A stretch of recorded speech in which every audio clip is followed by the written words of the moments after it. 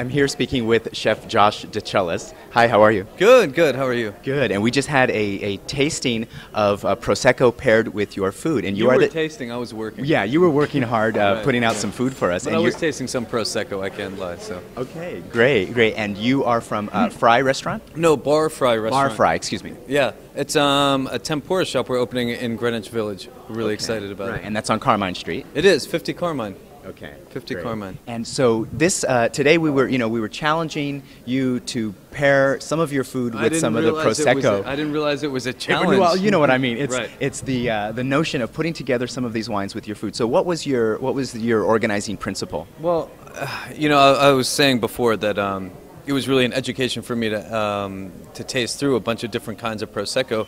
I really didn't, I didn't think about or realize the bandwidth of the flavor profiles that Prosecco can represent. So I was really excited to get to play with some of the ones that were sweeter, some of the ones that were drier, some of the ones that were a little bitter with some tannins in them. And it gave me a lot of latitude to use ingredients from Japan, from Italy, from the States, from California, from everywhere. Yeah. I want to talk about the second dish that you made. Everybody's talking about the second dish. Well, because it has such great flavor and such Japanese flavor, which of course you don't necessarily expect with Prosecco to be paired with. So it was an avocado terrine. Yes. And you actually had it you served it in a terrine form with an aspic, right? I'm so happy to hear people gravitated towards that dish. It's I was really happy with it. I wasn't sure how it was going to be received. So well, good. That's awesome. Now there in the description, you talked about the nori and all the things in it, but I think you snuck in some shiso leaf in there, didn't you? I snuck in some shiso leaf and some mitsuba, which is another Japanese herb. Yeah, and it's very similar to shiso. I mean, they both have that spicy kind of minty, peppery flavor. Refreshing, I just imagine summer in Japan. They're both very refreshing. It helps refresh the ramp, which is a wild garlic onion type thing, and that has much like all the alliums, it has a bit of base notes to it. So the fresh herbs kind of refresh that and turn it around. There's a piquancy, but also a sweetness that happens with, as you say, with the allium things. And ramp is very interesting because it really only comes out at a certain time of year, right? We're very blessed now to be at the very beginning of summer where we're still having a few ramps. Well, the jelly that held the terrine or the avocado together that formed the terrine was pickled ramp liquid that I added gelatin to, and I added a little bit of lychee juice to it, because I felt that the flavor, the aroma of the Prosecco was going to be served with had a little bit of exotic fruit to it. So, okay. It's funny. I really, really, really like to separate myself from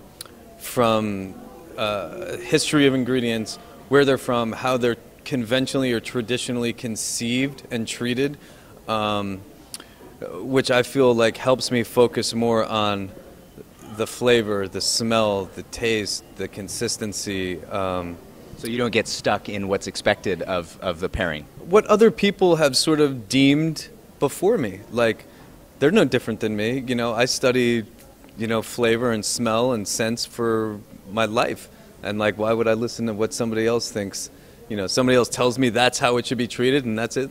To hell with that. That's ridiculous. Well, we love hearing that because we're always telling our listeners to taste with your own palate and to really choose your own pairings and go with it. Don't necessarily listen to what someone else says. You and I paddle the same boat because the palate, it's one of our senses. It's not the sense of taste isn't as important as sight or hearing. If you can't see, how much money has been spent to correct the sight. Everybody's sight's different, their hearing's different, and their palate's different. There's no one right answer ever when it comes to flavor. And I'm always reminded of that at these pairings, at these tastings, because the person sitting next to you might say, "Oh, I really love this," and you say, "Well, that one didn't really do it for me, but man, this one did." Right. So it really gives you an example of how palates are different. I totally agree, and I think for the tastings, as far as the tastings are concerned, it's just surround yourself with generally happy people, and you should have a good experience. Exactly. Otherwise, you could get marred with the negativity of a strange palate, I should say. So let's talk really briefly about the new restaurant. So cool. It's going to be focused on tempura. Yeah, man. Tell us about some of the dishes that you're coming up with for the restaurant. Well, to be honest with you, I've spent most of my my R&D time on the tempura batter itself. Okay. It's so important. And it's not, you know, in Japan, it's a very precious experience. So we're gonna do, you know, tempura. It's very seasonal. You know, in the summer we're gonna do, you know, soft shell crabs. We're gonna do, you know, Gulf shrimp. We're gonna do tempura of ramps. All the different vegetables you find in the green market. We're also going to do some frying things that aren't tempura, like tonkatsu, which is basically a Japanese cutlet. Yeah. We'll do. And it's usually just breaded and pan fried.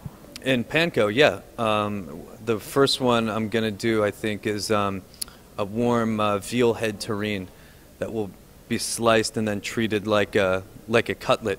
And then when you fry it, it's nice and crisp on the outside. Then when you cut it, it's like this molten veal head, like veal love coming out of it. Oh, wow. And I'll serve that with a wasabi grabiche. There's a lot of fun stuff Excellent. All right, well, we're going to have to head down to Carmine Street and get a taste of that for ourselves. Yeah. Well, thank you so much for joining us. And again, thank you for the pairings today. No problem. Thanks for eating, man.